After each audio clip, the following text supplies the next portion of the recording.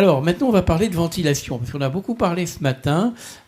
Michel Potard, donc de la société VMI, je lui ai demandé de nous parler. On se connaît aussi depuis très longtemps. Je sais ce que vous faites en matière de ventilation, de système de ventilation. Alors, je vous ai entendu parler tout à l'heure de VMC double flux, de VMC simple flux.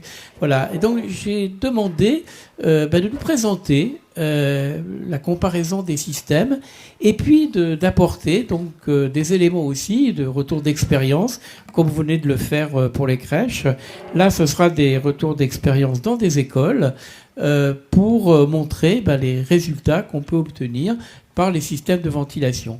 Vous noterez que je n'ai pas évoqué pour l'instant la purification de l'air qui a été évoquée. On n'avait pas prévu d'en parler ce matin parce qu'il y a des études en cours. En deux mots, si je me permets, Michel, c'est en fait ce que nous souhaitons faire aujourd'hui, c'est des tests in situ, c'est-à-dire de tester ces appareils en situation réelle d'occupation des locaux, en configuration réelle, pour savoir quels sont les résultats qu'on obtient. Et donc, c'est des travaux que nous sommes en train de mener. Je ne sais pas si Charles-Henri est là, voilà, dans la salle.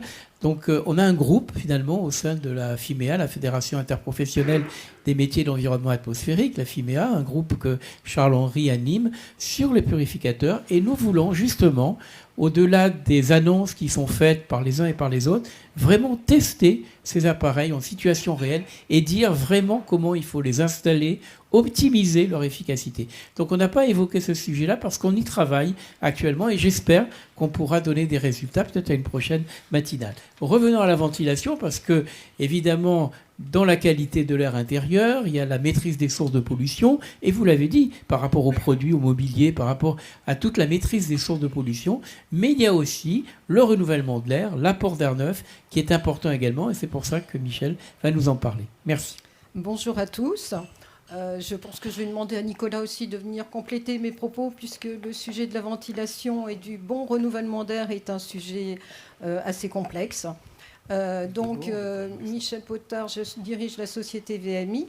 Donc, on est spécialisé dans la ventilation mécanique par insufflation. Et comme vous pouvez le voir sur la présentation, on a été labellisé parce que pour la transition écologique et énergétique, parce que souvent on oppose la ventilation à la partie énergétique, ce qui est dramatique puisqu'on oppose des problèmes de santé à des problèmes au niveau énergétique et ça doit pouvoir se résoudre avec de la régulation de la ventilation plutôt que de réduire des taux de renouvellement d'air. On a vu qu'ils étaient très importants et nécessaires pour les enfants. Alors, on fait beaucoup de progrès au niveau de l'alimentation des enfants dans les écoles et dans les crèches sur du bio. Mais il ne faut pas oublier, effectivement, qu'on respire plus qu'on ne mange et qu'il est important de renouveler l'air au juste besoin. Et on va y revenir. Donc, beaucoup d'intervenants sont venus et ont parlé de ces sujets. Donc, je ne reviendrai pas trop dessus. Le droit, effectivement, des enfants à être dans un environnement sain, notamment, évidemment, les plus petits. Et donc, la solution et l'action la plus importante dans un premier temps, après avoir, et je mesure tout ce qui a été dit, et j'apprécie toutes les mesures préventives qui ont été prises sur la conception des locaux, sur les préventions, sur le mobilier, sur les produits d'entretien, on a vu qu'ils pouvaient être très défavorables. Et donc, toute cette attention est à saluer.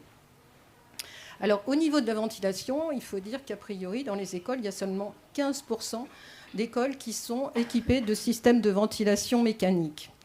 Ce qui est vraiment très dommage, parce qu'on va voir que c'est un petit peu compliqué et qu'il faut que la ventilation mécanique me paraît nécessaire pour limiter ces problèmes de mauvaise qualité d'air.